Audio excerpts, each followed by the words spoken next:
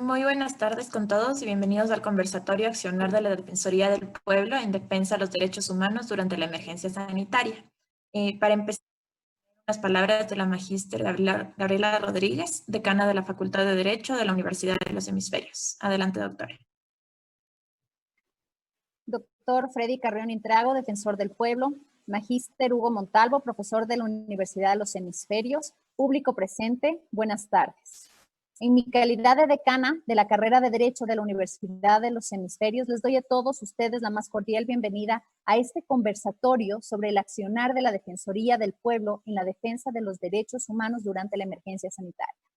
La pandemia de COVID-19 ha sido uno de los sucesos más significativos de los últimos tiempos a nivel mundial, pues nos ha enfrentado a las consecuencias del modo de vivir que la humanidad ha asumido.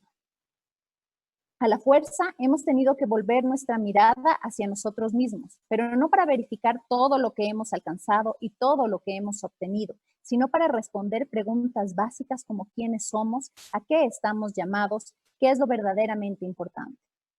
Esperamos que este conversatorio contribuya a la reflexión respecto de cómo se está manejando la defensa de los derechos humanos en el Ecuador, pero también al debate propositivo sobre los retos que enfrenta el derecho para la protección de los derechos humanos. Finalmente, les invito a aprovechar al máximo a nuestro expositor, el doctor Freddy Carrión, y a compartir las preguntas e inquietudes que se pueden generar. Bienvenidos todos.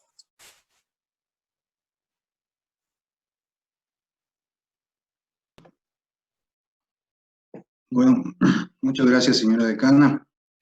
Bueno, para nosotros es un gusto contar con la presencia del defensor del pueblo, del doctor Freddy Carrión Intriago, quien gustosamente ha accedido a esta invitación de la Universidad de los Hemisferios y de la Facultad de Derecho a participar en este conversatorio que creo es importante, fundamental para el entendimiento de la práctica jurídica de nuestros estudiantes, un conversatorio netamente académico. Yo le voy a permitir primero, antes de nada, volver a dar la bienvenida a Freddy y leer un poco la hoja de vida, o un resumen de la hoja de vida de Freddy, para saber y conocer un poco más de él. Freddy nació en la ciudad de Loja, estudió en la Pontificia Universidad Católica del Ecuador, donde obtuvo los títulos de licenciado en Ciencias Jurídicas, abogado y doctor en Jurisprudencia. Posee 2 diplomados superiores, uno en Derecho Constitucional otorgado por la Universidad Andina Simón Bolívar y otro en Altos Estudios Internacionales en la Sociedad de Estudios Internacionales de Madrid, España. Por su desempeño profesional recibió una beca del gobierno español para cursar su maestría en Estudios Políticos Aplicados en la Fundación Internacional y para Iberoamérica de Administración y Políticas Públicas, FIAP. Ha realizado un reconocido trabajo en el área de defensa de los derechos humanos, por lo que en diciembre de 2018 recibió la condecoración Manuela Cañizares por parte del municipio de Quito. Fue secretario y miembro del directorio de la Comisión Ecuménica de Derechos Humanos, CEDU, y la Comisión Ocasional de la Asamblea Nacional para atender los casos de personas desaparecidas. Fue coordinador del proyecto de reformas legales para el fortalecimiento del Ministerio Público en la lucha contra la corrupción, director jurídico de la Federación Nacional de Transporte Pesado del Ecuador, secretario general de la Sociedad Nacional de la Cruz Roja Nacional, coordinador del consultorio jurídico del Centro de Rehabilitación Social número 2, asesor de la Comisión de Gestión Pública y Universalización de la Seguridad Social del ex Congreso Nacional del Ecuador, entre otros varios importantes cargos. También ha ejercido la docencia universitaria en la Universidad Alfredo Pérez Guerrero, en la Universidad Internacional del Ecuador, en la Universidad del Pacífico, en la Universidad de San Francisco de Quito y en la Escuela Superior de Politécnica del Ejército. Esto, como dije, es un breve resumen de la extensa hoja de vida del defensor del pueblo, a quien agradecemos y damos la bienvenida. Doctor, muchísimas gracias por estar en este día con nosotros. Muy buenas tardes con todas y con todos. Muchísimas gracias a ti, Hugo, a la decana de la Facultad de Jurisprudencia de la universidad y obviamente a todos quienes se encuentran comunicados, enlazados en estos momentos. Para mí es un placer y un gusto también poder compartir lo que venimos haciendo desde la Institución Nacional de Derechos Humanos en contextos tan complicados y difíciles por los que le ha tocado atravesar al Ecuador y al mundo entero. Una crisis tan difícil, tan complicada de manejar, y que prácticamente ha puesto en entredicho sobre todo la vigencia de los derechos humanos, que eso es una de las preocupaciones mayores que como institución la tenemos. Así que más que nada agradecerles a cada uno de ustedes la invitación, pues gustoso de estar. Muchísimas gracias, Freddy. Para nosotros siempre un gusto. Fuimos compañeros universitarios en la Universidad Católica, no de aulas, pero sí de facultad, y un gusto podernos ver ahora, bueno, bajo estas circunstancias, pero siempre es un gusto conversar contigo, Freddy. Entonces, bueno, para empezar este conversatorio, ¿qué te parece si es que primero vamos un poco a la Constitución, ¿sí? Para más o menos ir manejando o señalando el marco jurídico y el marco constitucional específicamente que le ampara y le da las competencias a la Defensoría del Pueblo, que están contenidas dentro del artículo 215 de la Constitución, donde señala que las competencias fundamentales de la Defensoría del Pueblo son el patrocinio de oficio, petición de parte de las acciones de protección, habeas corpus, acceso a la información pública, habeas data, incumplimiento, acción ciudadana y los reclamos por mala calidad o indebida prestación de los servicios públicos o privados. Participante, bien. Segundo, emitir medidas de cumplimiento obligatorio e inmediato en materia de protección de los derechos y solicitar juzgamiento y sanción ante la autoridad competente por sus incumplimientos. Tercero, investigar y resolver en el marco de sus atribuciones sobre acciones u omisiones de personas naturales o jurídicas que presten servicios públicos. Cuarto, ejercer y promover la vigilancia del debido proceso y prevenir e impedir de inmediato la tortura, el trato cruel, inhumano y degradante en todas sus formas. Este es el marco constitucional, ¿no es cierto?, que rige a la Defensoría del Pueblo y al accionar del Defensor del Pueblo. Como vemos, tiene un importante rango de protección hacia los derechos humanos y también, según la ley orgánica, les ampara a ustedes, hacia la naturaleza. De acuerdo a eso, Freddy, yo he preparado ciertos temas que me gustaría que tú vayas desarrollando para poder ir haciendo un poco más ordenado y académico este debate, ¿no es cierto? Entendiendo que este conversatorio, no debate, perdón, entendiendo que este conversatorio va a tratarse básicamente sobre la situación actual, sobre el estado de emergencia por el COVID-19 y la importantísima participación que la Defensoría del Pueblo, a través tuyo, ha tenido dentro de esta emergencia. Porque ya vamos a ir viendo, ¿no es cierto?, y tú nos vas a ir explicando cómo ha sido la participación de los órganos administrativos, de los órganos de justicia dentro de esto. Primero te quería preguntar y quería que conversemos sobre el tema, Freddy, por favor. Yo he visto en las redes sociales de la Defensoría del Pueblo, por ejemplo, que ustedes han hecho una importante labor para facilitar la atención médica de aquellos pacientes no COVID que por esta situación de emergencia han entrado un poco a ser olvidados o han ido a un segundo plano, ¿no? Pacientes con enfermedades catastróficas, pacientes con cáncer, etcétera, que, claro, el Estado está tal vez dando cierta preferencia a los pacientes COVID y a estas otras personas también vulnerables se les ha dejado un poco a un lado. Entonces, quisiera saber, la Defensoría del Pueblo, qué acciones en concreto está tomando y cuáles va a seguir tomando y cuál ha sido el resultado de estas acciones. Muchas gracias, Hugo. Efectivamente, como tú lo mencionaste, nos conocemos ya desde algunos años, desde las aulas universitarias, y qué placer poder tener este conversatorio contigo como profesor, como docente de la universidad. Tú has reseñado lo que establece la Constitución de la República respecto de las competencias y las atribuciones que tiene la Defensoría del Pueblo, el Defensor del Pueblo y obviamente la institución como tal. Somos una institución nacional de derechos humanos, el Ombudsman, como comúnmente o históricamente se nos conoce a nivel del mundo, las personas que defienden los derechos de los ciudadanos y ciudadanas que habitan en un determinado territorio. Y esto indudablemente genera toda una concepción de que en primer lugar debemos partir de lo que significan los derechos humanos y luego indudablemente los contextos en los que trabajamos.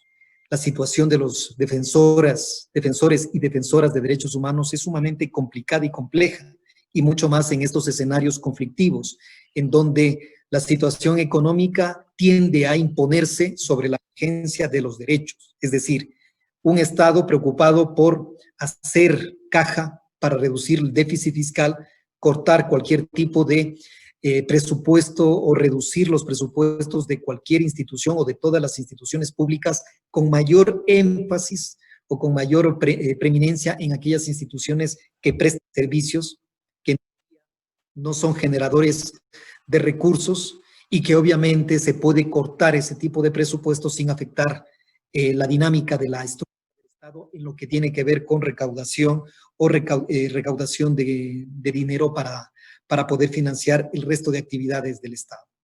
Efectivamente, una de nuestras principales funciones es la de protección, la de tutela, la de prevención y promoción en derechos humanos.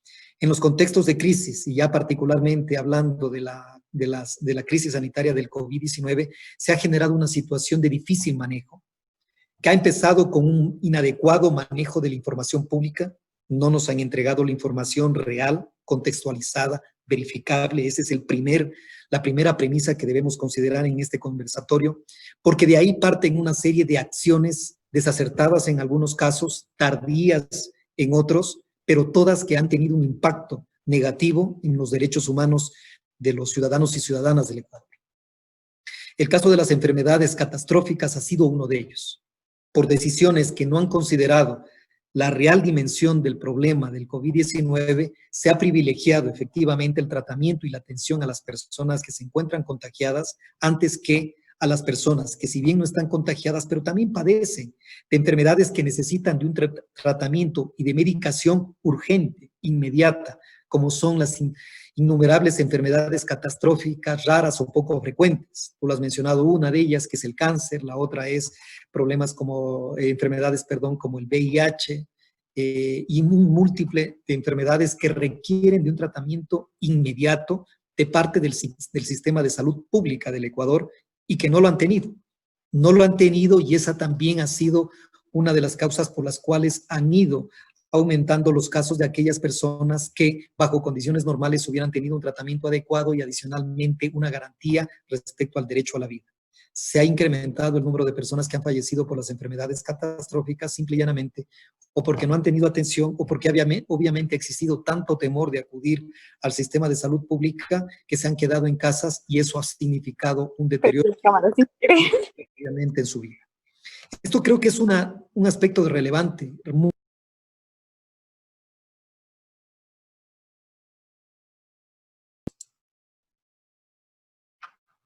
Algo pasó que se silenció. Sí, algo pasó, pero ya está corregido.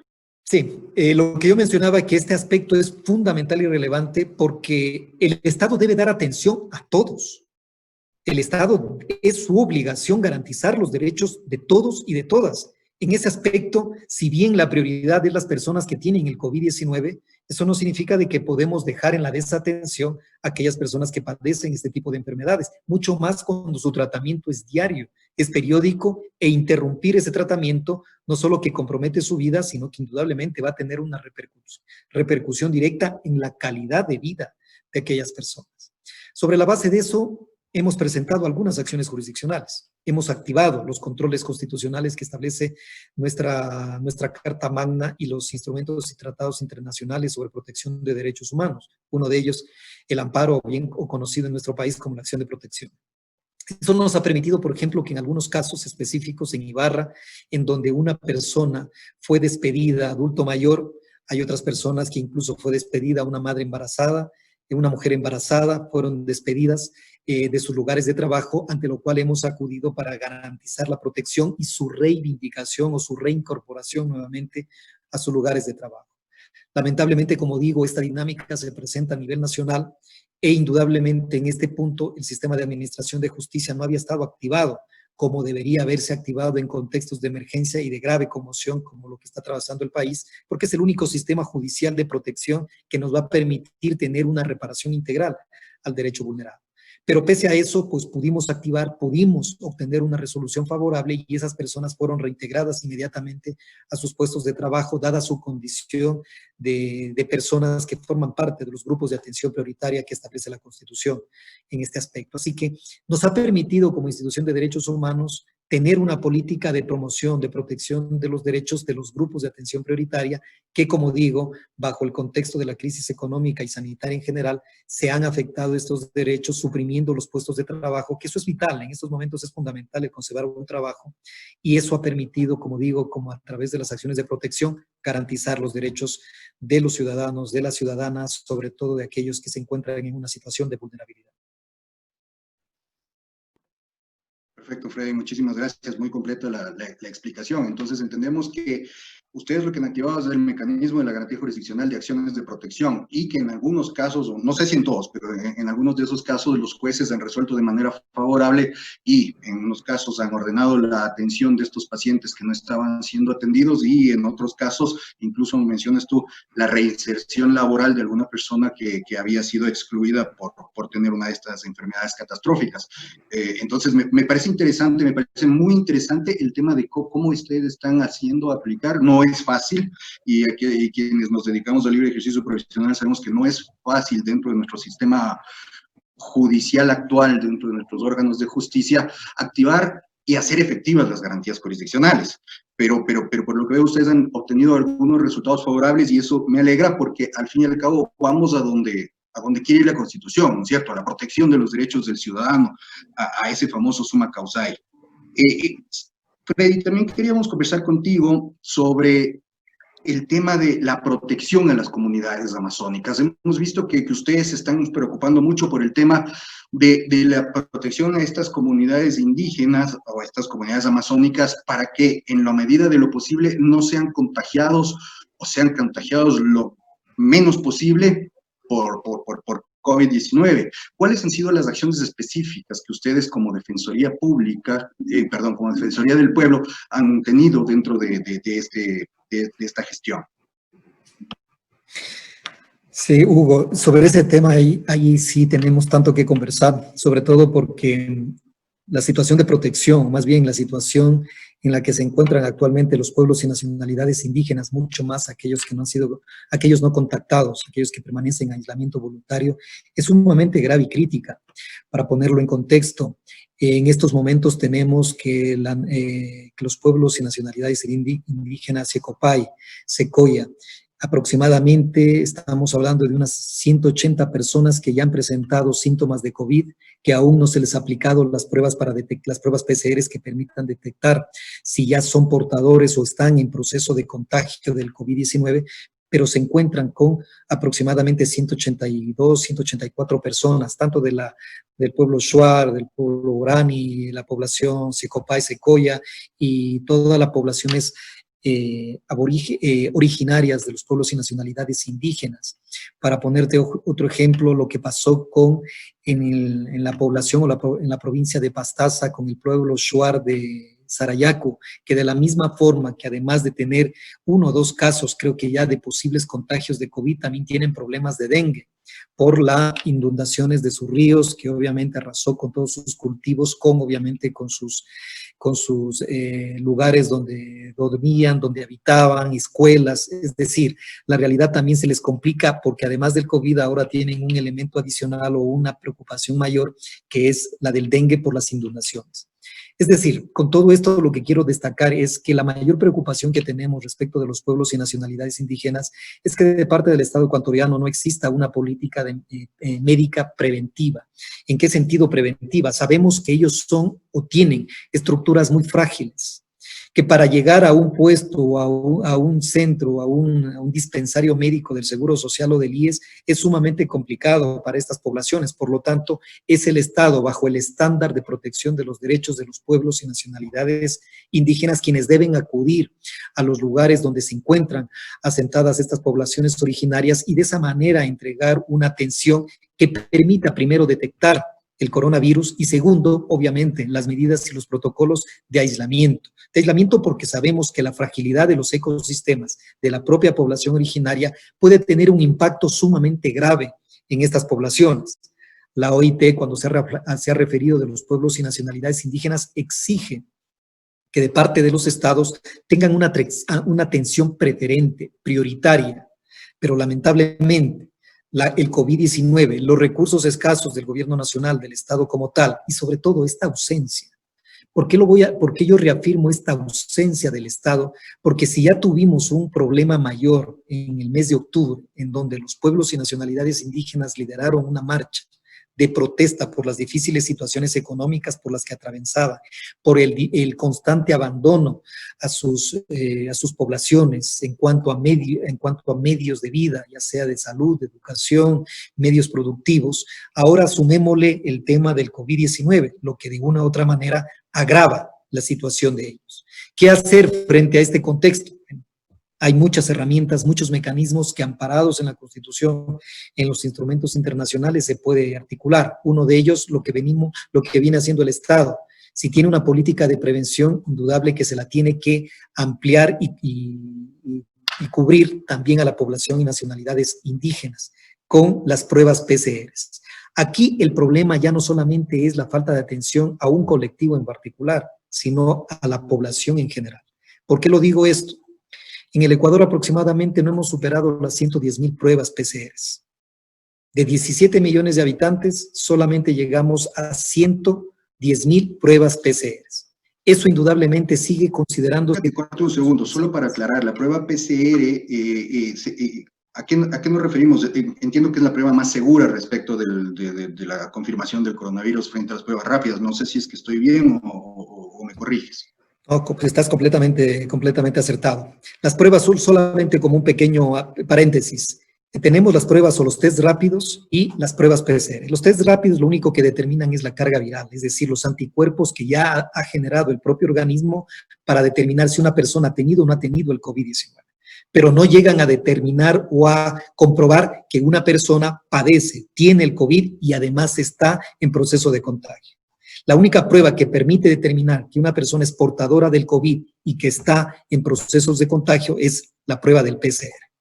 Esa es la única prueba que nos puede determinar. Los test rápidos, como digo, permiten determinar los anticuerpos y si una persona ha pasado o no ha pasado por procesos virales, pero la PCR es la única que nos permitirá determinar si una persona tiene el COVID o no lo tiene. Y sobre todo, si puede contagiar, que esa es la mayor preocupación. Sobre la base de eso, es que 110,000 pruebas a nivel país de 17 millones de ecuatorianos es supremamente mínimo para llegar a tener una real lectura de lo que está pasando en el país.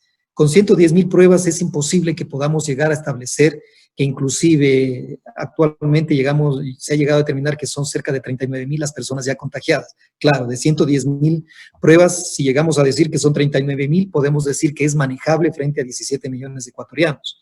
Pero sabemos que en la realidad el número de personas contagiadas es supremamente superior a lo que nos dicen las autoridades nacionales. Para comparar las pruebas, uno tiene que llegar inclusive a compararlas en función de los datos del registro civil y las personas que han fallecido. Actualmente, hasta fecha aproximada, cerca de 31 de mayo, han fallecido 30,000 personas. Comparada con el año anterior del 2019, eran cerca de 13,000. Es decir, hay 17,000 personas que han fallecido que son de las muertes inusuales, que no forman parte del proceso del comparativo histórico y que nos hacen presumir que son producto del COVID-19. Si las llegáramos a catalogar que estas 17,000 personas han fallecido víctimas del COVID-19 y tomando en cuenta que la tasa de letalidad aproximadamente es del 1%, solamente con eso podremos ya sacar los resultados que debemos estar sobre los 100,000, incluso un poco más de personas contagiadas, para llegar a determinar que hay 17,000 personas que han fallecido. Solo para hacer cálculos matemáticos rápidos que demuestran que la información que nos presenta el COE nacional no es la prueba real, lo han manifestado las propias autoridades, que son subregistros de la realidad, pero que eso está condicionando las personas en contagio, las personas fallecidas, pero sobre todo las personas que se encuentran en sus domicilios y ya presentan síntomas. Si esa es la lectura de la población o de la sociedad en su conjunto, ahora trasladémonos a las poblaciones y nacionalidades indígenas, en donde indudablemente la deficiencia, la carestía, la limitación de los recursos y obviamente de sus derechos es mayor, es mucho más, y obviamente eso sí está repercutiendo de una forma muy negativa en los pueblos y nacionalidades indígenas, hasta tal punto que la CIDH y el Sistema Interamericano de Derechos Humanos ya ha mostrado su alerta por el contagio de los pueblos y nacionalidades indígenas, que está condicionando primero su calidad de vida, su derecho a la salud y comprometiendo indudablemente el derecho a la vida si partimos de la tasa de letalidad que actualmente tenemos en el Ecuador, que realmente es preocupante porque es la mayor que presenta en la región latinoamericana, de cerca o de superior al 8%. Con ese escenario, las preocupaciones, como decía, crecen sobre lo que estamos haciendo como Estado para proteger a los pueblos y nacionalidades indígenas, y frente a eso, la Institución Nacional de Derechos Humanos, la Defensoría del Pueblo, alertamos al Estado ecuatoriano. Exigimos que tanto los COEs cantonales de Chuchufindi como de Cuyabeno tengan una política preventiva en materia de salud más efectiva, más eficiente, que nos preocupemos por estos pueblos y nacionalidades indígenas cuyos accesos a los sistemas o a los medios de salud son mucho más limitados, mucho más difíciles. Por lo tanto, exigen que de parte de las autoridades del COE puedan llegar a esos pueblos y nacionalidades apartados y de esa manera realizar estas pruebas PCR y tratar de establecer un cerco epidemiológico que permita garantizar la salud y la vida de los pueblos y nacionalidades indígenas. Muchas gracias, Freddy. Aquí hay dos temas que me preocupan, ¿no? Que son altamente alarmantes. El primero es el tema del aislamiento o del abandono, mejor dicho, en el que el Estado ha tenido, no solo ahora con el COVID, sino a través del tiempo con estas comunidades. Y claro, hoy se acentúa ese tema muchísimo más y obviamente es mucho más peligroso, mucho más riesgoso para ellos por su condición de aislamiento, de lejanía, ¿no? Sus defensas, su protección es mucho menor que la de los ciudadanos que vivimos, de quienes vivimos en las ciudades. Pero me preocupa ya también jurídicamente el tema que tú mencionabas, y es el tema de que no hay información, a pesar de que ustedes requieren, está dentro de sus atribuciones. La ley orgánica de Defensoría Pública les da a ustedes la atribución de solicitar, no solo solicitar, exigir información al Estado central, etcétera. Y me preocupa que el Estado como tal, a pesar de las exigencias que ustedes hacen, me imagino de manera formal, no les hace caso. O sea, no les hace caso o simplemente les da una información que a simple vista, como tú dices, resulta evidente que no es real. ¿Qué hacer frente a eso, Freddy? ¿Qué hacer? ¿Cuál es la medida jurídica, las acciones jurídicas que podría tomar, que se podría tomar como Defensoría para lograr que el Estado les dé acceso a esa información, que al final del día es acceso a información pública? Y ese acceso a la información pública, que además es otra de las garantías constitucionales que están dentro de nuestra Carta Magna.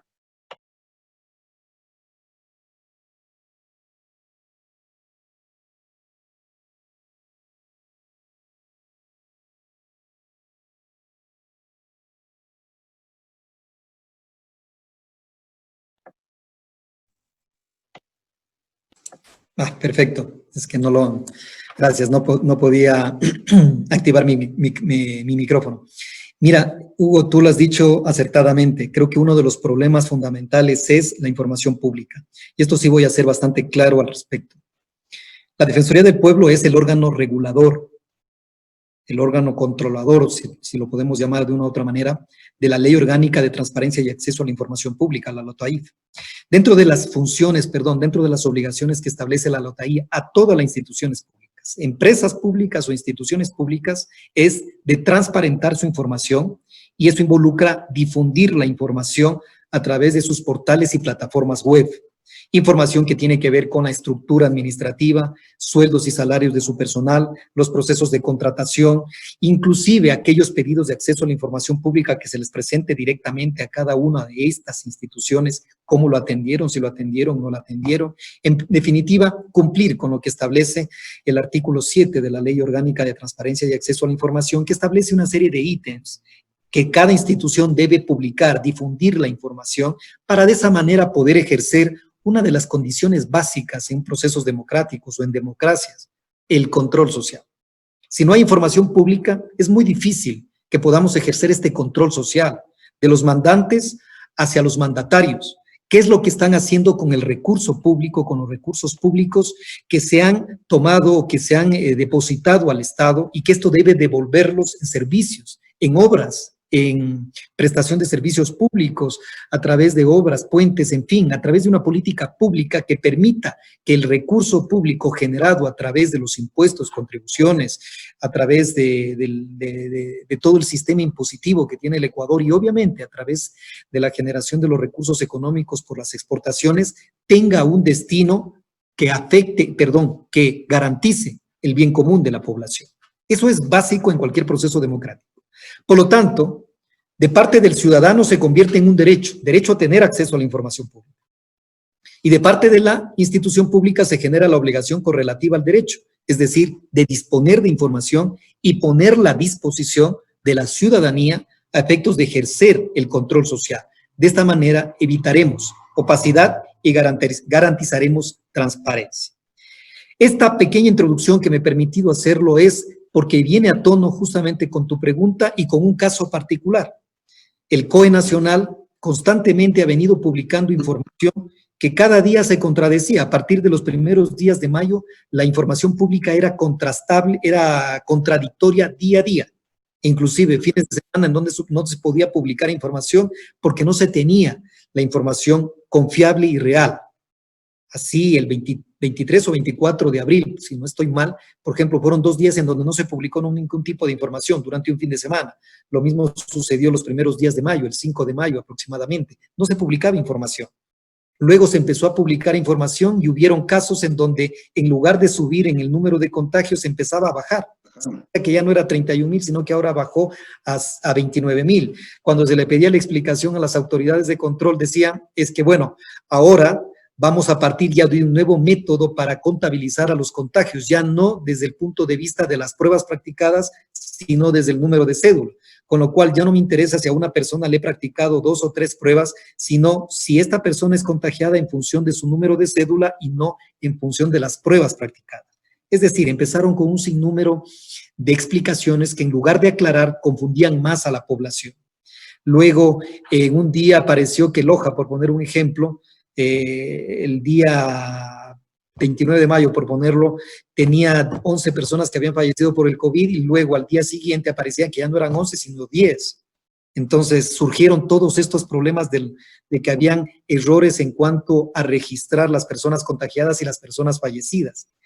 Conocerás muy bien el caso de Guayaquil, en donde hay tres casos en donde se equivocaron, entregaron cenizas de una persona que no correspondía, luego apareció que ha estado viva o que estuvieron vivas y que obviamente hubo errores en la identificación de las personas o de los cadáveres, entregaban cuerpos a familiares que no correspondían, en fin. Creo que esas escenas que vivimos en el mes de abril y los primeros días de mayo fueron realmente apocalípticas.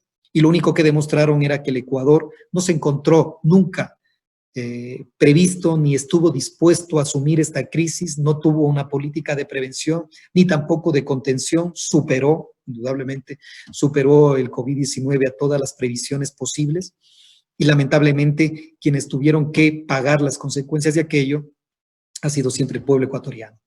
Pero indudablemente esto generó una serie de alertas de parte de la Defensoría del Pueblo sobre la información que se estaba publicando. Y ahí es cuando, mientras se encontraba la ex secretaria nacional de gestión de riesgo, la señora Alexandra Ocles, el 7 de mayo le emitimos un dictamen en la cual le dimos 8 días para que publique información real, veraz, contextualizada, contrastable sobre los números de personas, sobre el número de personas contagiadas, el número de personas fallecidos y que indudablemente lo divulgue al país en general. Se le dio el plazo de 8 días, en ese punto salió la señora Alexandra Ocles salió del cargo, se fue designado el señor Rommel Salazar, a quien le expusimos nuevamente y se le dio también de la misma manera el plazo de 8 días para que cumplan con esta obligación. Nos contestaron diciendo de que como ellos solo son un eje articulador del resto de instituciones, cada una de las instituciones públicas obligadas a publicar esta información lo tienen que hacer. Para no las manos, más o menos. Largo al cuento, mi querido Hugo, para no hacerlo más largo al cuento, te comento que el Ministerio de Salud Pública, como una de sus responsabilidades, que es la de publicar y transparentar su información dentro de los procesos de evaluación que realiza la Defensoría del Pueblo de quienes cumplen y quienes no cumplen, se mantiene en un 44% de cumplimiento, 44 sobre 100 de cumplimiento de las obligaciones de transparencia y de acceso a la información pública. Y te puedo reseñar que hay una serie de instituciones del Estado, desde el Ministerio de Economía, desde el Ministerio de Inclusión Económica y Social, la mayoría de los ministerios que no están cumpliendo con lo que establece la Ley Orgánica de Transparencia y Acceso a la Información Pública.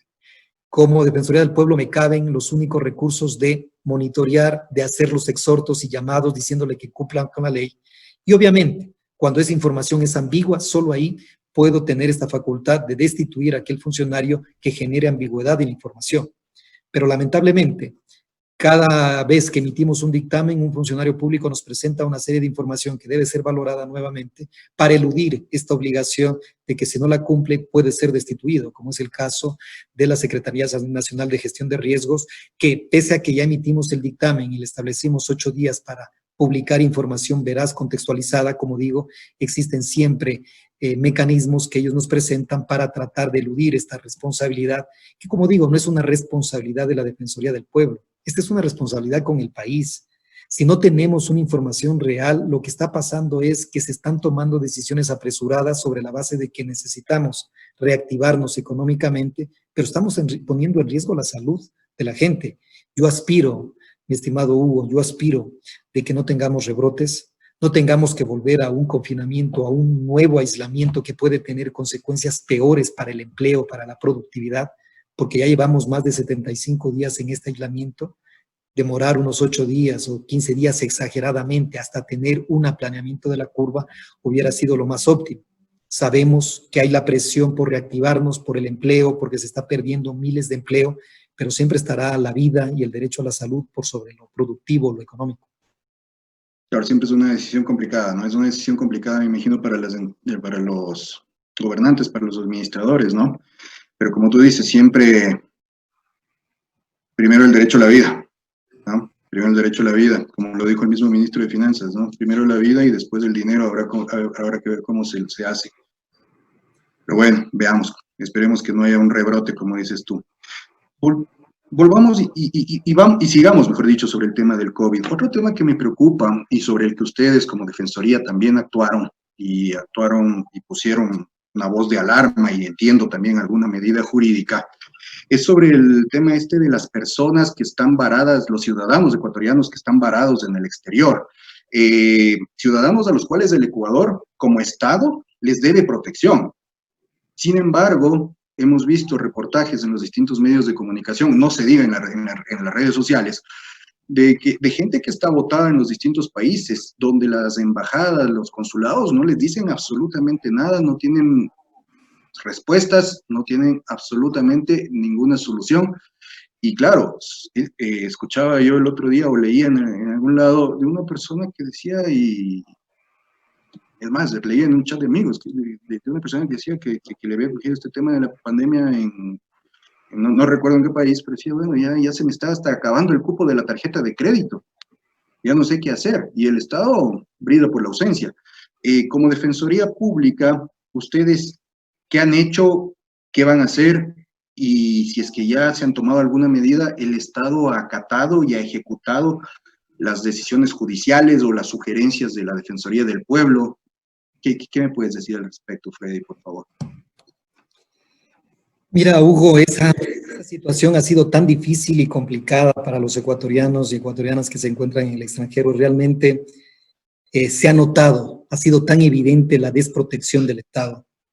Esto de que hablamos de los derechos humanos, de que se encuentran reconocidos en la Constitución, de que el Estado debe garantizar los derechos de sus ciudadanos en el Ecuador o fuera de él, ha quedado tan en evidencia de la falta de protección porque no ha existido una política pública clara.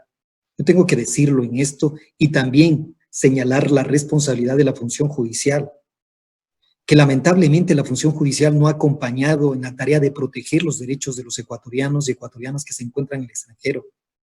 Los casos que nosotros hemos recibido, primero iniciamos con un levantamiento del número de personas que se encontraban fuera. Nosotros llegamos a un aproximado de 4.000 personas que registramos y que pasamos la información inmediatamente a Cancillería. pero el número superó las 12.000 personas que se encuentran fuera en el Ecuador. Y perdón, ¿y Cancillería confirmó el número que ustedes tienen o también fueron números totalmente distintos los que les dio Cancillería? No, de hecho, lo que nosotros hicimos fue en un primer momento, al inicio, confirmamos 4.000, cuando realmente se estaban recopilando los datos.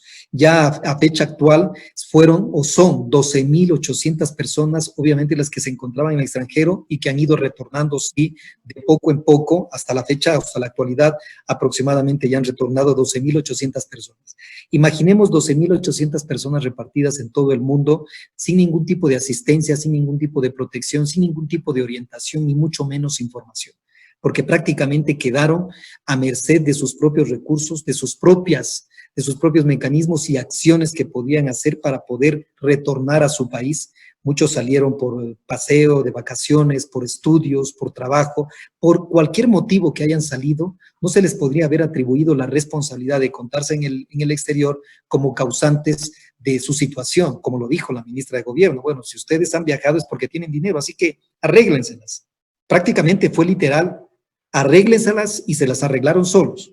No hay una persona que pueda decir, yo regresé y retorné al país por la acción efectiva de una ayuda humanitaria del Estado ecuatoriano que pudo coordinar un vuelo humanitario a costos operativos básicos y que que pude retornar, estar aquí en mi país, que me sometí a las medidas de aislamiento obligatorio y que estoy con salud, que es lo importante. O sea, nadie, estoy casi seguro que no hay nadie quien pueda decir aquello. Y para mí es un gran dolor que no podamos los ecuatorianos haber tenido esa égida o esa protección del Estado, cuando es obligación del Estado darnos esta protección, pero ellos quedaron, como digo, en función de sus recursos. Las historias se multiplican, Hugo. Nosotros recogimos historias completamente, pero tan dramáticas, de personas que fueron con sus familias, habían adultos mayores que estaban por tratamiento médico, en el exterior los tratamientos son sumamente costosos, fueron por 2 o 3 días, tenían que retornar y se quedaron 40, 50 o 60 días. Médicos, por ejemplo, en el caso de Sao Paulo, que se encontraban prácticamente durmiendo en las afueras del consulado o en los aeropuertos porque los recursos ya no les daban para poder pagar un hotel. O niños, niñas solos, o adolescentes solos que no estaban con sus padres y que igual estaban prácticamente con sus tutores en el extranjero, pero que ya no tenían recursos. Las historias, como digo, son tan variadas, personas que dormían, amanecían en los aeropuertos tratando de buscar un vuelo, y ahí entra la otra situación, vuelos que duplicaban y triplicaban el valor inicial. Si un vuelo, por ejemplo, a México, a Estados Unidos, promedio estaría en $300 o $400, le vendían en 900 o $1,000 tranquilamente, pese a que ya lo habían pagado al vuelo de retorno, pero que se había suspendido. Y luego, para variar, tú tenías una dinámica que cuando retornabas al Ecuador, te sometían al aislamiento obligatorio en hoteles que iban de 3 a 5 estrellas, con lo cual tenías que pagar de $3,000 a $4,000 por los 15 días del aislamiento obligatorio. Es decir, Y una pregunta, perdón sí, que te corte. Y en estos casos, ¿cuál es el mecanismo jurídico, la vía jurídica, la garantía jurisdiccional que ustedes pudieron o pueden utilizar para lograr que estos ecuatorianos puedan regresar al Ecuador? O sea, ya desde el punto de vista netamente jurídico, ¿no es cierto? ¿Cuál es la vía más idónea para lograr que el Estado cumpla con esta función? mira, Hugo, y justamente hacia allá iba cuando presentamos la acción de protección, porque ese era el mecanismo idóneo. Tomarás en cuenta que la función judicial en el país estaba suspendida, está suspendida, salvo las acciones jurisdiccionales de protección de derechos, como la acción de protección. Y efectivamente, aproximadamente esta la presentamos el 5 de abril, si mal no estoy, la acción de protección. 5 de abril aproximadamente.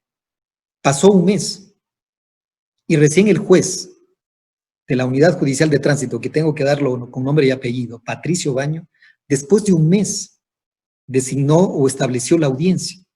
Y en la audiencia la difería a cada rato, pidiendo mayor información.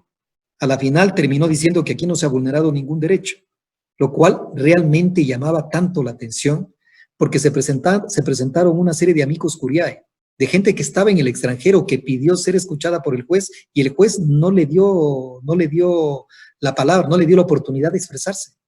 Dentro de la acción jurisdiccional, ¿cuál era el derecho que ustedes como Defensoría alegaron, y obviamente dentro de la amicus curiae también?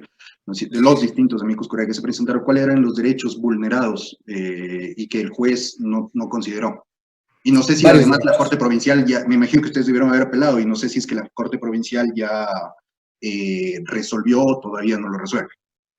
Fueron varios derechos los que presentamos como derechos vulnerados. El derecho de la protección del Estado, el derecho al retorno de los ecuatorianos a su país, obviamente porque ellos no son migrantes, sino que estaban en situación de paseo por motivos sumamente particulares y por lo tanto tienen el derecho al retorno, el derecho también al derecho a la integridad personal, a la integridad física. Muchos estaban ya padeciendo situaciones que estaban comprometiendo su salud, inclusive también a la no afectación económica que puede generar del encontrarse fuera en el extranjero pagando rubros que obviamente o prácticamente ya no los podían asumir.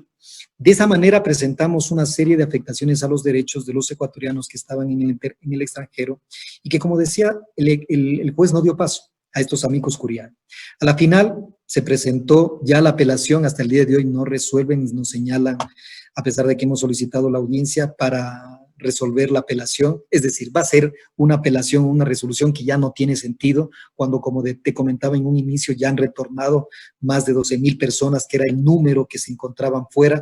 Por lo tanto, la apelación o la resolución de esta apelación va a ser extemporánea, pero a mí me interesaba y me interesa describir cómo el sistema de justicia puede convertirse, en lugar de un sistema de protección de derechos, más bien un sistema que agrava la vulnerabilidad de los derechos. Porque si tú ya no tienes a nivel nacional un sistema de protección, te queda el nivel internacional. Pero frente a una pandemia o una crisis coyuntural, que ya estamos en procesos de pasar del semáforo rojo al semáforo verde, este tipo de medidas que hemos activado ya no sirven, ya quedan extemporáneas, no tienen o no generan ningún tipo de utilidad, cuando eran el único mecanismo por el cual podíamos garantizar la protección de los derechos. Como digo, un sistema de protección que funciona mal o que funciona tarde, está funcionando mal, porque justicia que tarda ya no es justicia. En Ecuador, lamentablemente, pasó esto de que una acción de protección que además, como tú conoces, y la mayoría de quienes están conectados lo conocen, es una acción preferente, sumaria, rápida, que tiene por fin proteger la vulneración inminente o la inminencia de una vulneración o ya la vulneración de un derecho. Pues no puede pasar un mes en que la fecha de presentación y la fecha de la audiencia, ni mucho más que ya desde la fecha de apelación hasta la fecha actual, el juez ni siquiera nos ha notificado con la sentencia por escrito, imagínate. Donde me imagino incluso ustedes debieron haber pedido como medidas cautelares también. La acción de protección debió haber ido acompañada de alguna medida cautelar. Y les negaron las medidas pues tenía la obligación de responderle y solventar la medida cautelar dentro de su primera providencia, además. Negaron las medidas cautelares. Por eso es que recurrimos ya a la acción fundamental de la de protección, nos la negaron. Hasta ahora no recibimos la sentencia notificada por escrito, o la resolución notificada por escrito. Está apelada, sí, pero no está emitida por escrito, con lo cual tampoco ha subido a la Corte Provincial, solamente para darnos cuenta de cómo funciona nuestro sistema de justicia. Lamentablemente no es que sea la generalidad, pero son casos particulares como los que te he reseñado, que permiten o nos generan mayor alerta de qué es lo que está pasando en el sistema de justicia y si está actuando dentro de los parámetros legales que exige la ley. Porque solo como un dato anecdótico, dentro de la audiencia de protección ante el juez de la Unidad Judicial de Tránsito, el doctor Patricio Baño, fuimos amenazados de parte del Ministerio de Gobierno, de la Procuraduría General del Estado, de Cancillería y de la propia Presidencia de la República, de juicios penales por perjurio, porque supuestamente estamos activando los mecanismos de acción judicial o los mecanismos de garantías jurisdiccionales, como la acción de protección, porque ya habíamos activado las medidas cautelares y nos la negaron y activamos la acción de jurisdicción, la acción de protección y por lo tanto hemos cometido perjurio. Es decir, ¿cómo puedes litigar cuando de por medio estamos hablando de una vulneración de los derechos de los ecuatorianos que se encuentran en el extranjero, de esa dramática situación, cuando de por medio privilegian este tipo de situaciones intimidantes, amenazantes e inclusive a la propia Institución Nacional de Derechos Humanos, con lo cual pretenden coartar la tutela judicial efectiva? O sea, realmente son casos que deberían ser de estudio, porque lamentablemente, ¿cómo puedes litigar cuando de por medio existe esta constante amenaza de que si activas el mecanismo judicial, vas a iniciar con juicios penales por perjurio, juicios penales de intimidaciones o amenazas para que no generes ningún tipo de acción jurisdiccional. Realmente, como digo, nos quedó una mala sensación de cómo puede operar el sistema judicial para apoyar, tengo que decirlo, para apoyar una política pública claramente discriminatoria del Estado ecuatoriano. Complicado, ¿no? Y eso que el artículo 1 de la Constitución claramente dice que el Ecuador es un Estado de derechos y justicia, y el 75 claramente establece también la tutela judicial efectiva. Bueno, cambiando de tema, Freddy, me gustaría un poco saber también de esta llamada ley humanitaria que se aprobó hace algunos días dentro del Congreso. Todavía no está publicada en el registro oficial. El presidente de la República ya anunció que no va a vetar la ley, sino que va a salir tal cual está. No sé, a parecer de la Defensoría del Pueblo, si es que ustedes creen que existe algún tipo o varios tipos de inconstitucionalidades dentro de la ley, especialmente dentro del tema laboral, ¿no? Y si es que como Defensoría Pública ustedes podrían activar algún mecanismo jurídico para, yo no sé, reclamar la inconstitucionalidad de la ley, reclamar la inconstitucionalidad de alguno o algunos artículos de la ley. ¿Y cuál sería el mecanismo jurídico que ustedes podrían reclamar si es que consideran que esa norma, que esa ley viola o vulnera algún derecho constitucional? O puede ser que ustedes consideren que no, ¿no es cierto? No, y hablando un poco más allá de la ley humanitaria, también el tema de los despidos que existe ya dentro de nuestra actual legislación laboral, ¿no es cierto? Incluso el tema del despido por fuerza mayor, ¿no? Que en algunas empresas del sector privado, por ejemplo, se ha utilizado para simplemente desvincular personal que llevaba varios años trabajando sin darles una liquidación y sin cumplir con las exigencias que para la fuerza mayor exige el Código del Trabajo. Entonces, en esos casos, ¿qué mecanismos jurídicos, qué acciones jurisdiccionales caben para que ustedes, como Defensoría Pública, si es que creen que hay algún tipo de vulneración constitucional, a un derecho constitucional o humano, puedan reclamar, ¿no? No nos olvidemos, la ley humanitaria habla sobre el tema de la reducción de sueldos. Muchos de los servidores públicos actualmente ya están con la reducción de sueldos. No sé hasta qué punto eso es constitucional, ¿cierto? Nos habla de que va a ser de 2 años a 4 años la reducción de sueldos en el sector público, en el sector privado, etcétera. ¿Qué piensas tú? ¿Es constitucional, no es constitucional? ¿Y cuál es la vía, si es que no lo es, cuál es la vía constitucional que cabría para reclamar? Y si es que ustedes como Defensoría Pública activarían la vía. ¿Cómo? Gracias, Hugo, por esa pregunta. Es tan pertinente el tema. Bueno, nosotros hemos revisado la ley de apoyo humanitario y voy a empezar por ahí. ¿Ley de apoyo humanitario de qué? Perdona que sea en eso bastante cuestionador. De apoyo humanitario no tiene absolutamente nada. Genera precarización de las relaciones laborales. Eso, dentro de lo que significan los derechos humanos, lo que hace es una regresividad en derechos. Claro, alguien dirá, como es legítimo también, dentro del aspecto laboral, que si no se puede flexibilizar las relaciones laborales, lo que va a existir es mayor despidos por un lado, pero sobre todo quiebras de las empresas porque no existen los recursos suficientes como para mantener nóminas, para mantener indemnizaciones, porque el producir en el Ecuador es caro. Creo que todo el mundo lo conoce. Producir en el Ecuador es relativamente caro frente a otros países que disponen de moneda propia y eso les permite fluctuar la moneda y de esa manera también tener ventajas de la devaluación. Es claro. Efectivamente, somos un país que para producir no somos competitivos frente a nuestros socios o a nuestros vecinos como Colombia o como Perú. Sin embargo, de ahí pasarse al otro extremo, de llegar a precarizar las relaciones laborales, hay una gran distancia, sobre todo porque en materia de derechos humanos, como lo conocemos, no existe la regresividad, sino más bien la progresividad de que cada vez alcancemos mayores conquistas o logros que permitan cumplir con esto que es fundamental en temas de derechos humanos, que es la dignidad. La vida, la dignidad del ser humano. se engloba en una serie de derechos que parten indudablemente el derecho a la vida, el derecho a la integridad, pero también se desarrollan con los derechos económicos, sociales, culturales y ambientales, entre los que se encuentra el derecho al trabajo. La ley de apoyo humanitario, como digo, es una ley que de apoyo humanitario no tiene absolutamente nada por un lado y por el otro lado es abiertamente inconstitucional.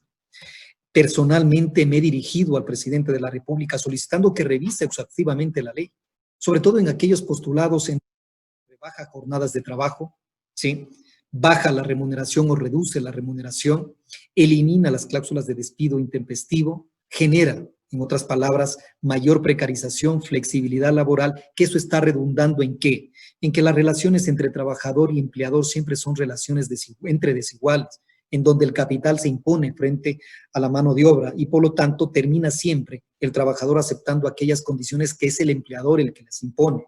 Por lo tanto, llegar a establecer que serán acuerdos privados entre las partes los que llegarán a determinar las modalidades de contratación o sobre todo de desvinculación del trabajador, es prácticamente sujetarlo al trabajador a que acepte cualquier tipo de condición con tal de tener un recurso económico mínimo que le permita sustentarse.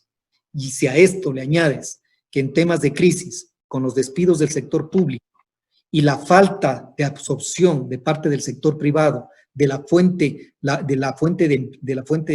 o del personal que es despedido por el sector público, ves claramente una situación sumamente gris, crítica del empleo en el Ecuador y que por lo tanto lo único que estamos haciendo a través de esta ley de apoyo humanitario y de la propia política implementada por el gobierno es aumentar la recesión económica. No soy economista, pero lo hemos consultado con varios expertos en el tema, todos o casi todos han llegado a asumir de que el empleo, la recesión en el empleo, el despido del sector de los servidores públicos en el sector público y las desvinculaciones en el sector privado, lo único que hacen es agravar la recesión que tornará décadas salir de esta recesión, o años, perdón, salir de esta recesión económica. Todos consideramos que el empleo es la base, es el motor de cualquier proceso de reactivación económica. Por lo tanto, hay que protegerlo, pero no parte la protección del derecho al trabajo precarizando, reduciendo las condiciones y los derechos que son irrenunciables de los trabajadores. Pero ¿y ustedes como Defensoría del Pueblo tendrían pensado presentar acciones de inconstitucionalidad? Obviamente cuando la ley ya sea publicada, ¿no? Aquí el control de constitucionalidad vendría posterior ya a realizarse por la Corte Constitucional. Ustedes como Defensoría del Pueblo tendrían o están pensando en presentar algún tipo de acción. Sabes que, Hugo, lo que estamos haciendo más bien, nosotros ya tenemos articulado toda la demanda de hecho de inconstitucionalidad, o sea, ni siquiera ya la hemos pensado, ya está reflexionada y sobre todo está tomada la decisión. Estamos a la espera de que el presidente de la República la apruebe, la vete, para ver en qué contexto sale la ley, pero si se mantienen los artículos en donde se precarizan las relaciones laborales, presentaremos las demandas de inconstitucionalidad, porque es claro que se ha atentado contra los derechos de los trabajadores, hay una regresividad en materia laboral, en derechos laborales, perdón, que indudablemente la Corte Constitucional vamos a exigir su pronunciamiento de si esa norma, la ley de apoyo humanitario, cumple con la Constitución en garantías, en cuanto a garantía y protección de derechos humanos. Así que eso sí me anticipo a decirte lo que estamos a la espera de cómo salga el texto aprobado por el Ejecutivo para determinar si procede la demanda de inconstitucionalidad al mantenerse estos articulados que, como digo, van en contra de los derechos de los trabajadores. Ok, perfecto. Gracias, Freddy. Voy a hacerte dos preguntas en una para tratar de ser lo más rápido y evacuar lo más rápido posible para dar paso después a algunas preguntas que nos están haciendo. Un poco la mecánica de este conversatorio es que las preguntas sean enviadas ya sea por el Facebook Live donde se está transmitiendo o por el Zoom por escrito para nosotros poderlo transmitir al señor defensor. Entonces, yo ya te iré transmitiendo. Entonces, por mi parte, solo te voy a hacer dos preguntas en una. Freddy, yo no sé, a mí hoy por hoy, en estos días, ya me da, yo soy sincero, me da miedo ver ya los noticieros. No solo por el tema del COVID, de las muertes, de los enfermos, sino también por el tema de la corrupción. Me da miedo, me da frustración, me da enojo, muchas cosas. la Defensoría Pública, los ciudadanos, junto con la Defensoría Pública, ¿qué acciones jurídicas podríamos tratar de presionarle al Estado que investigue los actos de corrupción y que se castigue estos actos de corrupción que hoy por hoy son más frecuentes que los mismos casos de COVID, diría yo? Y por otro lado, también, si es que podemos responder las dos preguntas, sería ¿qué opina la Defensoría Pública sobre la última reglamentación emitida por el presidente de la República, sobre el Ejecutivo, perdón, ¿no es cierto?, sobre el uso de la fuerza pública en las manifestaciones? No sé si puedes, jurídicamente hablando, ¿no? ¿Qué acciones, es jurídico o no es jurídico esa reglamentación, esa normativa que acaba de expedir el Ejecutivo? ¿Es constitucional? ¿Viola algún derecho constitucional o humano? Y lo mismo frente al tema de la corrupción. Con eso yo cierro mis preguntas y después te pasaríamos a hacer ya algunas preguntas que nos está enviando por escrito el público. Y le recuerdo al público, por favor, sus preguntas por escrito para poder yo transmitirlas al señor defensor. Muchas gracias, gracias Hugo. Bueno, antes que nada, me va a demandar el defensor público porque me estoy tomando el nombre de él. No soy de la Defensoría Pública, sino el defensor del pueblo. Mil disculpas, defensor del pueblo. Siempre se me cruzan ambas defensorías. Mil disculpas. Sí, nos dicen que somos primas hermanas, que prácticamente, claro, Defensoría Pública, Defensoría del Pueblo. No, es normal la confusión. Siempre me ha tocado un poco diferenciar lo que hacemos como Defensoría del Pueblo, por eso siempre recalco que somos la Institución Nacional de Derechos Humanos. A nivel latinoamericano o centroamericano, por ejemplo, son las Procuradurías Generales de Derechos Humanos o Comisiones de Derechos Humanos. Y acá, en cambio, a nivel latinoamericano son las Defensorías del Pueblo. Pero bueno, independientemente de eso, un poco para ubicarme en las dos preguntas. Por un lado, la corrupción, como digo, si no activamos a la función judicial, si realmente la función judicial no se activa con fiscalía y sanciona aquellos procesos de corrupción, a mí me preocupa muchísimo que lo único que estemos haciendo es alentando a la corrupción, porque como tú conocerás, corrupción más impunidad son las quiebras de cualquier proceso, de cualquier Estado de Derecho. Corrupción más impunidad. Porque no podemos llegar a decir que vamos a eliminar completamente la corrupción, porque la corrupción son de diversas modalidades. Hay corrupción económica, pero también hay corrupción moral, de ética, de valores, de principios. Pero lo fundamental es que a este tipo de corrupción existan controles adecuados y efectivos. Si por un lado, en los contratos de emergencia, en los procesos de emergencia de este COVID-19, se han permitido, se han permeabilizado actos de corrupción graves, pero no tenemos un control efectivo de sanción inclusive, lo que vamos a mandar el mensaje al resto de la población y del mundo es que aquí, lleves o no lleves, no te va a pasar absolutamente nada. Así que tienes amplio margen o patente de corso para poder generar cualquier proceso de corrupción que no va a pasar absolutamente nada. Ese es el problema mayor que yo le veo. Conocerás que, por ejemplo, Transparencia Internacional mide la corrupción por índices de percepción de la corrupción. Cómo la ciudadanía ve a un país más o menos corrupto. Y ahí entran los procesos de acceso a la información pública, de control social, pero sobre todo de sanción. Si no existe sanción a aquellos procesos de corrupción, lamentablemente la dinámica se va a incrementar en el número de procesos de corrupción. Cada día nos espeluznamos de encontrar que ahora, anteriormente fueron las mascarillas, que luego pasamos a las fundas para los cadáveres, que luego hemos pasado ahora para las pruebas COVID, que de 100,000 pruebas de COVID solo hemos practicado 1,000, que en el caso de la prefectura del Guayas hemos contratado una persona adulto mayor, que por el hecho de ser adulto mayor no es que tenga prohibición, pero que no tiene idea del objeto de la contratación, que ha sido simple y llanamente una persona a la que prestó el nombre o se tomaron el nombre para generar una corrupción de cerca de $90,000. Cuando empezamos a ver todos estos procesos realmente, a veces la primera pregunta que nos hacemos es, ¿tenemos viabilidad como país? ¿Realmente somos viable? Necesitamos otro tipo de conducción política que manifieste acciones concretas, pero a través del ejemplo. Si el propio Ejecutivo se tarda, o más bien... En ese punto, Freddy, como Defensoría del Pueblo, jurídicamente, ¿qué acciones tenemos?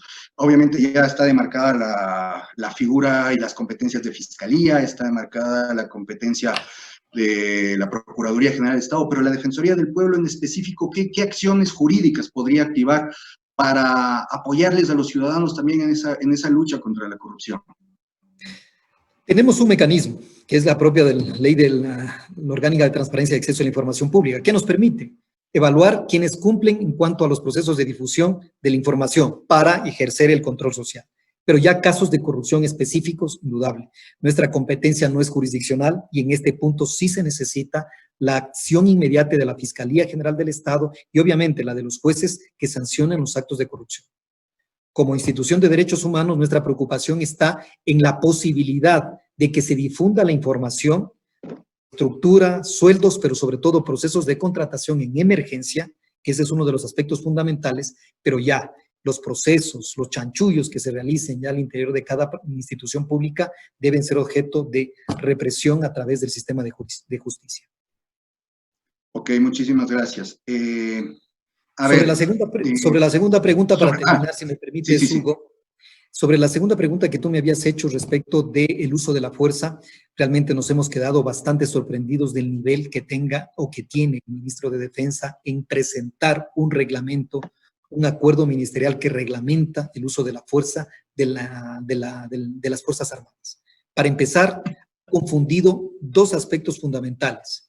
Las Fuerzas Armadas tienen como rol principal proteger la soberanía y la integridad territorial, no el orden interno, no el orden interno. Esas facultades no son ordinarias, son excepcionales y dependiendo del estado de excepción o dependiendo de la crisis, por un lado. Por el otro lado, el reglamentar el uso de la fuerza a las propias Fuerzas Armadas no ayuda en los procesos de discusión y sobre todo de garantías de derechos humanos. Las Fuerzas Armadas como fuerza pública deben proteger, garantizar la libertad, los derechos y garantías de los ciudadanos. El uso de la fuerza no debe provenir de la propia Fuerza Armada, sino de un órgano como la propia Asamblea a través de una ley orgánica. No es cuestión solamente de presentar un reglamento y aquí me regulo yo mismo cómo voy a actuar cuando existan amenazas o exista conmoción interna dentro de un estado de excepción. Yo me reservo el derecho o la facultad de decidir cuándo utilizo un arma letal y cuándo utilizo un arma no letal. Imaginemos los conceptos, imaginemos la realidad. Es que eso tiene reserva de ley. Pero por supuesto, imagínate claro, que haya... tiene reserva de ley y tendría que ser regulado por ley, no por un decreto ejecutivo, por un reglamento dictado por el ministro de Defensa.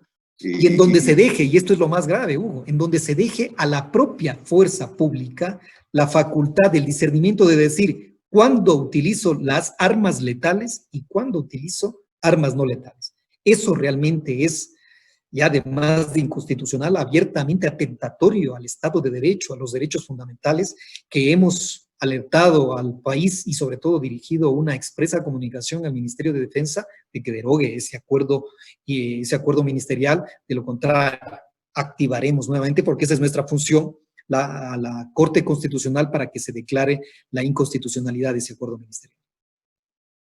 Totalmente de acuerdo. ¿Es necesario que se regule el uso de la fuerza? Creo yo que sí. Creo yo que sí. Es necesario y es necesario también que se regule el uso de la fuerza letal en algunos casos, pero como tú bien lo has señalado, eso tiene una reserva de ley y tiene que ser regulado por ley. No puede regularse mediante un decreto como tú dices, yo mismo me regulo, yo mismo disparo, ¿no? Entonces hay que hacerlo como la norma y la Constitución lo manda. Ahora, voy a leerte, si me permites, y todavía si tu tiempo te da, algunas preguntas que nos están llegando. Tenemos algunas preguntas, así que voy a tratar de ser lo más rápido posible. De acuerdo. Nos dice Gilbert Caraguay, ¿el Estado puede, a través del Ministerio de Trabajo, mediante oficio, disminuir mi remuneración siendo una persona con discapacidad? Éxitos, doctor, el pueblo lo apoya, es lo que dice ahí.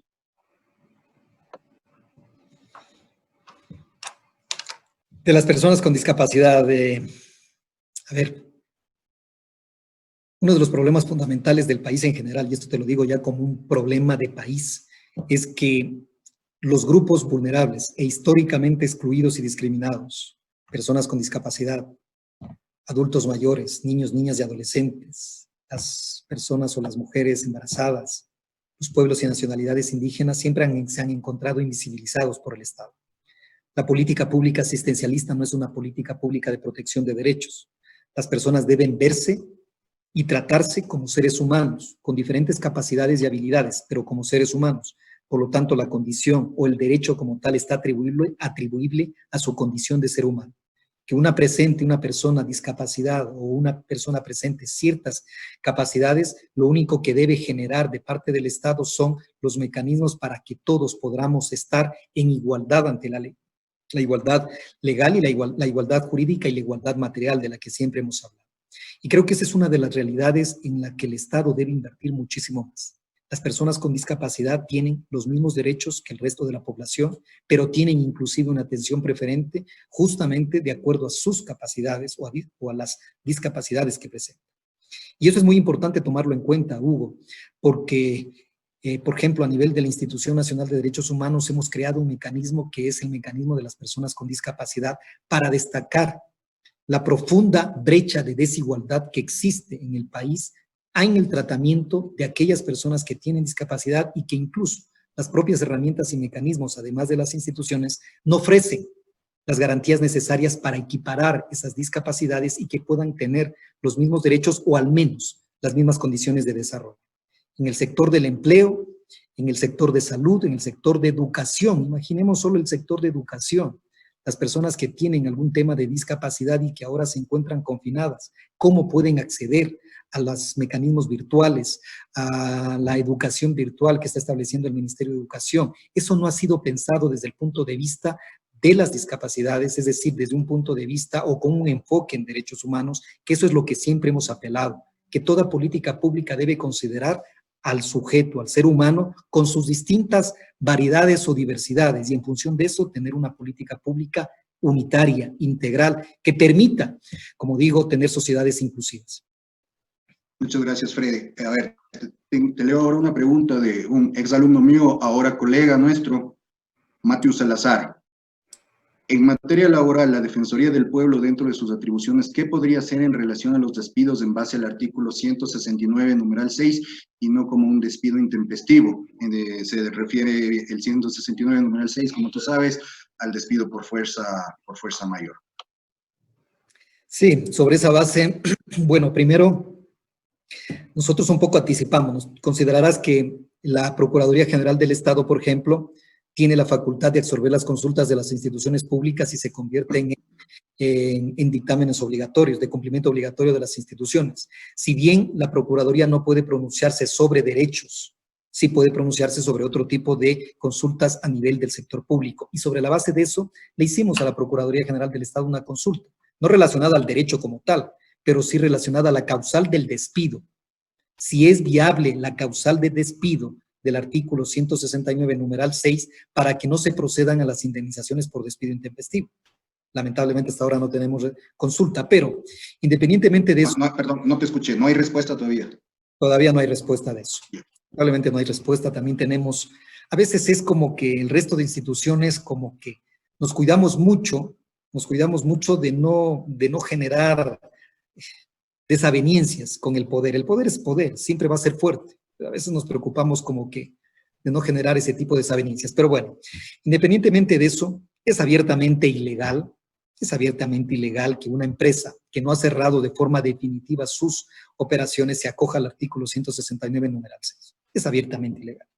Y lo que va a pasar ahora es que la mayoría de los trabajadores que han sido despedidos bajo esta causal van a demandar ante la justicia administrativa o la jurisdiccional por las indemnizaciones de despidos intempestivos, en donde los empleadores, y eso ha sido una alerta o una advertencia a los empleadores, que no caigan, que no incurran en esta causal, porque a la final van a terminar pagando cuantiosas indemnizaciones, que en la situación actual en la que se encuentra el país, lo único que va a hacer es agravar su situación económica. Es preferible entrar en procesos de solución, sí, con los trabajadores sobre la base de sus derechos.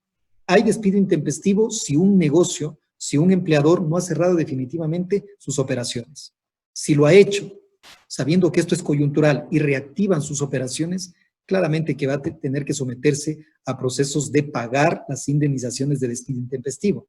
En este punto, la Ley de Apoyo Humanitario tiene una norma de interpretación justamente del artículo 169, numeral 6, que esperemos que en ese caso sí, el presidente de la República no lo vete, porque ahí está amparando y está clarificando la situación de la causal 6 del numeral 6 del artículo 169, y en eso sí ya no deja ningún tipo de duda. Si el negocio continúa, si solamente se paralizó o se suspendió parte del negocio y se despidieron a los trabajadores, tendrá que pagar las indemnizaciones. Es intempestivo, exactamente. Creo que ese es uno de los... por lo menos eso nos aclaró la ley de apoyo humanitario, ¿no es cierto? El 166, 69, numeral 6. Así es. Es verdad lo que tú dices. Y también un llamado, ¿no?, a los colegas abogados que no aconsejen a sus clientes empresarios, porque después les puede salir más cara la medicina que la enfermedad. Así es. Sandy Escobar, compañera nuestra también de la universidad, no sé si te acuerdas. Claro que sí, por supuesto. Buenas noches, mi pregunta va encaminada a conocer si la Defensoría del Pueblo está apoyando a las personas que han sido víctimas de robos virtuales de sus cuentas y que los bancos no están responsabilizándose, justificándose en la pandemia, no dan solución. Bueno, un saludo a Sandy. Ahí tenemos dos realidades. La una, los servicios que están entregando los bancos y las instituciones financieras, el hecho de presentarse, por ejemplo, durante la pandemia a seguir cobrando las deudas, créditos, tarjetas de crédito, sobre todo, que se vienen cobrando, realizando los débitos automáticos, pese a que salió ya una resolución de la Junta de Política y Regulación Monetaria que exigía al menos, o disponía al menos, de que las instituciones financieras entren en procesos de refinanciación o de renegociación de las deudas que mantenían los clientes con el sistema financiero. Eso por un lado. Por el otro lado, por supuesto, o sea, los robos virtuales, primero es una competencia exclusiva de la función judicial, en donde la fiscalía tendría que actuar y obviamente un juez... Evidentemente fiscalía. Esa fiscalía, eso es eminentemente fiscalía, pero nosotros desde el punto de vista de la responsabilidad del banco, porque aquí tengamos en cuenta una situación. Los bancos son los responsables y los custodios de los depósitos que realizan sus clientes. Son obligados a proteger y tutelar los depósitos. No necesitan una sentencia en el caso de que exista un fraude bancario para atender una petición que pueda ser perfectamente demostrable por el cliente, el usuario. Eso creo que hay que dejarlo claro. Yo he sido víctima de ataques virtuales o de robos virtuales, presenté la respectiva queja ante, no lo digo ahora como defensor del pueblo, sino algunos años atrás, que se la presenté la queja al banco y el banco pudo retornar esos valores porque se determinó que no había ni autorizado ni había sido yo quien había retirado esos fondos. Es decir, existe esa posibilidad e inclusive a través del defensor de las instituciones bancarias, que cada una de estas instituciones tiene la obligatoriedad de tener un defensor de servicio al cliente. Esa es una herramienta que la podemos utilizar porque de lo contrario, someterse a un proceso judicial para que determinen que me han robado virtualmente, que he sido víctima de un robo, primero pasará mucho tiempo y segundo, la sentencia que llega a determinar tendrá que establecerme puntualmente el dinero que me robaron, la reparación integral y eso, como digo, está sometido a un proceso judicial que lleva tiempo. Yo recomendaría más bien, como Defensoría del Pueblo y a través de la defensa del cliente, podemos articular y podemos generar al menos una acción o una incidencia con el banco que permita que el caso sea analizado concienzudamente, que sea analizado objetivamente y de esa manera también el interés y sobre todo los derechos de los usuarios, de los clientes, pueda ser privilegiado frente a este tipo de hurtos virtuales como se están dando. Sí, ¿no? Medidas reparatorias. Otra sería la historia cuando, otra va a ser la historia cuando los jueces entiendan la realidad de lo que son las medidas reparatorias y de aplicarlas, ¿no? Para los jueces constitucionales de primera instancia y de apelación, las cortes provinciales llegasen a entender la dimensión y el poder que tienen con las medidas reparatorias. Amy Álvarez, una querida estudiante mía, pregunta, ¿qué sucede con los despidos en el sector público, en especial los servidores que tenían nombramiento provisional, debido a que se han despedido varios servidores, incluso profesores? ¿Cuál sería la vía jurídica para que estas personas puedan retornar a su trabajo? ¿Cómo actuaría la Defensoría del Pueblo? Bueno, respecto de los despidos, aquí sí tendremos que diferenciar entre contratos ocasionales, en los nombramientos provisionales y ya los nombramientos definitivos. Lamentablemente, de acuerdo a la disposición de la función ejecutiva, se han eliminado aquellos contratos ocasionales y los nombramientos provisionales, obviamente que no generaban el derecho de la estabilidad, que sí la da el nombramiento definitivo. Frente a eso, nosotros estamos más bien articulando y presentando una acción dedicada a atacar la reforma del reglamento de la Ley Orgánica del Servicio Público. Porque como tú entenderás, Hugo, y el resto de personas que tengan formación jurídica, no se puede reformar un reglamento mediante un acuerdo ministerial, porque el reglamento lo que está reformando es, o reglamentando, valga la redundancia, la ley. Entonces, la ley no establece esta posibilidad de eliminar los nombramientos provisionales, los contratos ocasionales cuando se hayan terminado sus periodos y los nombramientos presionales si no, obviamente, no han superado ya los 2 años para convertirse en nombramientos definitivos. Con este acuerdo ministerial se lo pretende hacer y creemos que este acuerdo ministerial no puede reformar un reglamento que tiene relación directa con la ley, con la LUCEF.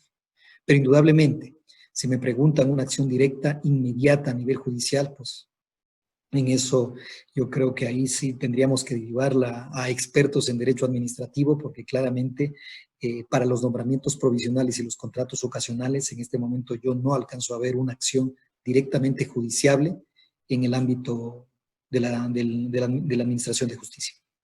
Gracias. Rolando Laguna, el 16 de junio entrará en vigencia la Ley Orgánica Reformatoria del Código Orgánico Integral Penal. ¿Qué opinión le merece a usted esta reforma? Bueno, yo siempre he sostenido que el Código Orgánico Integral Penal es un código que lo único que aumenta es la represión, pero que no tiene ningún componente de rehabilitación social. No por el hecho de tener penas mucho más fuertes o mucho más graves significa que vamos a garantizar o tener mejores niveles de seguridad, que eso es lo que busca la gente, que lo que busca la población, tener seguridad, tener o cuántas personas podemos tener en una cárcel, sino cuánta seguridad tengo en la calle, en mi casa, en mi trabajo, en mi domicilio, en los lugares en donde frecuento. Creo que ese es un tema fundamental. Así que el Código Orgánico Integral Penal lo único que es ha aumentado las penas, pero no ha reducido la criminalidad. Si tomamos en cuenta los números de las personas que se encuentran en los centros de rehabilitación social, estamos hablando de 40,000 personas y subiendo, incrementándose. Y con ello no ha bajado el nivel de peligrosidad, el nivel de inseguridad que existe en la población. Y si consideramos el tema de la corrupción, menos se ha reducido. Con lo cual, creo que los procesos de incorporar nuevas figuras penales tienen que ir atados a un proceso verdadero de rehabilitación social para que las cárceles no se conviertan en centros de perfeccionamiento del delito o de escasa y nula rehabilitación social, porque no estaríamos sembrando ni solucionando ningún tipo de problema. Lo único que estaríamos es agravando una situación que se está convirtiendo ya en una crisis carcelaria cuando hablamos de un hacinamiento carcelario en donde hablamos de donde no existen procesos de rehabilitación. Por eso yo creo que el Código Orgánico Integral Penal tiene que plantearse una reforma desde el punto de vista de la reparación integral primero de las víctimas, pero adicionalmente también de la represión la represión vista también desde el punto de vista de la rehabilitación. Es decir, toda la política penitenciaria, la política penal, la política penitenciaria tienen que ser vistas como una política integral que genere mayores niveles de seguridad y de garantía de los derechos, no solo de la población, sino también, obviamente, de las personas privadas de la libertad. Así que yo lo vería como una reforma parche que deberíamos ir pensando en si el Código Orgánico Integral Penal ha cumplido la finalidad de realmente bajar los niveles de seguridad y obviamente de generar mayores niveles de rehabilitación social para reducir el índice de la criminalidad. Eso me cuesta creer lo que se ha dado, y cualquier política que vaya a aumentar las penas, a aumentar el tipo penal, no soluciona problemas estructurales de nuestra sociedad que parten de lo económico, parten de lo social, parten de lo familiar o de lo moral, y que indudablemente mientras no solucionemos aquello, tendremos que entonces estar construyendo más cárceles con mayor capacidad para albergar a todas las personas que han cometido aquellos delitos tipificados en el Código Orgánico Integral Penal. Y para no abusar de tu tiempo, Freddy, solo te voy a hacer una última pregunta que la hace Alexander Figueroa. Al resto de personas que hicieron preguntas les Mil disculpas, pero creo que ya hemos abordado muchos de los temas que están en sus preguntas. Y Alexander Figueroa pregunta acerca de las audiencias telemáticas, y en específico la pregunta de él es si es que las audiencias telemáticas salvaguardan el derecho al debido proceso y en una tutela judicial efectiva. Personalmente, por ejemplo, veo una gran deficiencia en las audiencias telemáticas, sobre todo porque se rompe uno de los principios básicos y fundamentales, que es la inmediación. No es lo mismo la presencia ante un juez de las partes e inclusive del propio procesado, solo por ponerte un ejemplo. Los recursos de habeas corpus, cuando existen personas que están amenazadas en su integridad o son víctimas de algún tipo de secuestro, de la propio retardo judicial o de las aprehensiones arbitrarias. No es lo mismo la relación directa que puede tener el juez con el procesado, el principio de inmediación, que es tan básico y fundamental. Las audiencias telemáticas lamentablemente padecen o carecen de este requisito fundamental y no están generando esa debida garantía del derecho al debido proceso. No la están generando. Claro, frente a eso tenemos también el riesgo del contagio del COVID. Por el momento, ¿qué tipo de mecanismos es básico o real o adecuado para superar esta crisis coyuntural? Sí, pero crisis, en fin, que aún no nos permite retomar las actividades diarias de las audiencias y los procesos judiciales que se venían desarrollando. Realmente creo que un sistema telemático, siempre y cuando garantice que las partes puedan tener esta articulación directa, la inmediación, y garanticemos indudablemente el debido proceso, sería lo ideal, pero tampoco veo los mecanismos o los recursos suficientes de parte del Consejo de la Judicatura para generar este mecanismo telemático. Así que, frente al grave riesgo del contagio, por supuesto, hay que proteger la salud, hay que proteger la vida, eso es lo fundamental, sobre todo de los sujetos procesales, y en ese punto vale que nos podamos ir adecuando a estos sistemas informáticos, suplir en parte las deficiencias que puedan tener, garantizar indudablemente el debido proceso, pero indudable. Aquí lo que se impone sobre cualquier tipo de mecanismo o procesos es la vida, y hay que proteger la vida a través de evitar que en las audiencias existan las partes, no existe el distanciamiento social tan necesario en estos momentos. Así que yo me iría por el hecho de tener estas audiencias telemáticas, ir perfeccionando aquellos problemas que los propios abogados encontremos y lo podamos transmitir a las autoridades de control, sobre todo al Consejo Nacional de la Judicatura, y de esa manera ir mejorando estos procesos virtuales o telemáticos de las audiencias. Muchísimas gracias, Freddy, señor defensor del pueblo. Ahora ya lo dije bien, ¿viste? Sí. Mil disculpas por la confusión, Freddy.